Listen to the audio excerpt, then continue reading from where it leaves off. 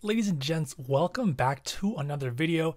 In front of me here, as you can see, are two iPad Pros. We have a smaller 9.7-inch iPad Pro, and we have a larger 12.9-inch. Now, one of these devices you guys have seen on the channel before, that's this guy. That's the big 12.9-inch iPad Pro. This one is running iOS 9. I've got it put back inside of its plastic or paper wrapping here, as you guys can see there. If you haven't seen that video, you can go ahead and check that out. I'll leave that linked down in the description below. But the star of today's show is not the big iPad, it's actually the little one. This is a 2016 iPad Pro, 9.7-inch. This device is running iOS 9. So let's go ahead and get it out of the box here. As you all can tell, this is the beautiful rose gold color, and it does have a little bit of a camera bump up there, the first on an iPad. So let's go ahead and power this on. And just like that, we are met with slide to unlock, as well as the familiar iOS 9 wallpaper. So real quick, let's head into settings, general, and about, and you can see we're running iOS 9.3 on this iPad Pro. This is a 32 gig model with just about 25 gigabytes usable for the system. Now, what's interesting, this iPad Pro, along with the other first gen iPad Pro, were not launched at the same time. So if we head into this beautiful application called Mac Tracker, we can find our 12.9-inch first gen. This model was launched in November of 2015. Which iOS version did that launch with? Well, that came with 9.1. However, if we go to the 9.7-inch, this was launched in March of 2016. So 4 months later, the 9.7-inch launched with 9.3, which is what we have here. Now, the differences don't end there. Our 9.7-inch iPad has the dual-core A9X chip. Now, that processor in this iPad is clocked at 2.16 gigahertz, and this has 2 gigabytes of memory, 2 gigabytes LPDDR4. Now, so we've got a 2.16 gigahertz and 2 gigabytes in the 9.7-inch. If we head back in time to the 12.9-inch and we scroll down to find that processor, it's got the same dual-core A9X, but this time it's clocked at 2.26 gigahertz, so just a little bit faster. But more importantly, the 12.9-inch iPad has 4 gigabytes of LPDDR4 memory. So if you went ahead and splurged on that larger screen size, you got a faster processor and you got twice as much memory. The first time in any iOS device that Apple included 4 gigabytes of RAM. Now, the differences don't stop there either. If we open up the camera on our 9.7-inch iPad, there are some differences here as well. We do have live photos. I do not believe that was available in the first gen 12.9-inch. We also have 4K video, which I'm realizing I'm going to have to turn on inside of settings. So if we head into photos, camera, record video, we can do 4K 30 FPS video recording. That's thanks to the 12 megapixel lens that's inside of our iPad Pro. That's the reason we have a camera bump. The 12.9-inch iPad Pro does not have a camera bump, and it only has an 8 megapixel lens. We also get an LED flash here on the back, the first time an iPad ever had that. And while we're on the topic of cameras, I'm going to go ahead and start a video recording here on that iPad Pro. And now we can switch over there, and you guys can see the quality as well as the audio from our device. Of course, this is my main recording setup. I've got my iPhone 13 Pro Max.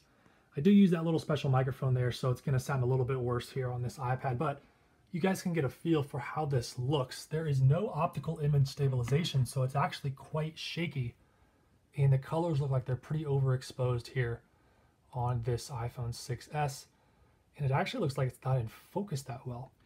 All right, that you guys will be the judge from how this looks on whatever device you're watching it on, but from my point of view, it doesn't look that great. Now, let's go back to the video. Now, this is prompting me to install iOS 16. We are certainly not going to do that. And I'm actually going to go ahead and turn off Wi-Fi so that that update does not even download onto our device. So the iPad Pro 9.7 inch is a smaller and less powerful sibling of the first gen 12.9 inch. They are very similar. They share a similar processor. They've got a similar screen, although this one is in the form factor of the iPad Air 2nd gen. It's incredibly thin. You can see I've got an iPhone 6s right here. They are just about the same thickness. I think actually the iPad Pro is a little bit thinner.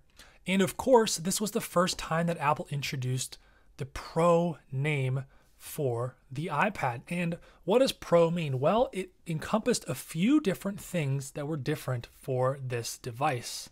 The first and probably most important is the support for Apple Pencil. Of course, that was the first generation Apple Pencil, the one that plugged into the Lightning port there to charge.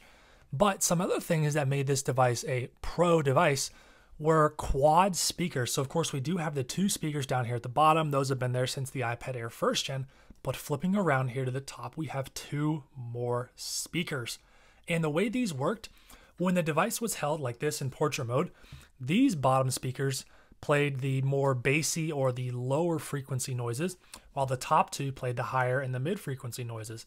If you tilted the iPad to landscape mode, then it was these 2 speakers, which are now facing down, that play those low frequencies, and these 2 now play the high frequencies.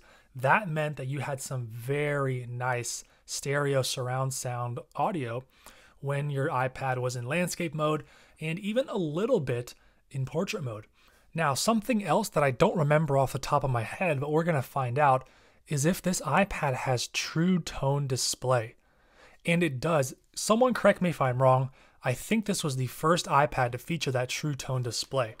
I don't know if the iPhone 6s has it, even though they share the same processor, and this iPhone does not have true tone. I think that was introduced in the iPhone 7. So this is the first iPad and the only A9 device that has true tone display. I don't think that 12.9 inch iPad Pro has true tone on it. Now, unfortunately, iOS 9 is very limited, but it's super smooth and fluid on this iPad. I mean, scrolling through here, it feels amazing. There are no stutters, no lag at all. This device is fantastic. And if it wasn't for ProMotion, this thing would still feel basically brand new.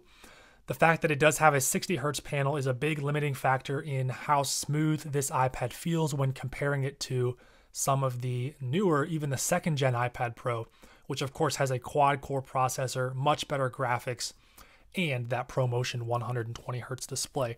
That being said, this iPad is still very nice, and of course our specific model here is running iOS 9.3. That's incredibly hard to find because this iPad was launched so late in 2016 that iOS 10 was right around the corner. So you could actually buy this iPad brand new from Apple and have iOS 10 on it from the factory. So finding one of these on iOS 9 is super cool. Real quick, let's head into settings here. We're going to take a look at those iOS 9 wallpapers. Of course, we've got the dynamic ones here, but the stills are very interesting. A little carryover from iOS 8, but unfortunately, we don't have those iconic iOS 7 wallpapers. We have a lot of dark wallpapers here, which I don't think complement the white bezels on this iPad very well. I think this one actually looks pretty good. It's got a little bit of blue in it, which looks nice with the white and of course that gold, rose gold to be exact, color of the aluminum on our iPad. So there you have it. That's been a quick look here at an iPad Pro 1st generation 9.7 inch running iOS 9.3. This iPad's never been updated. And of course, I've got its original box. Thank you so much for watching. And as always, I look forward to seeing you in another one of my videos.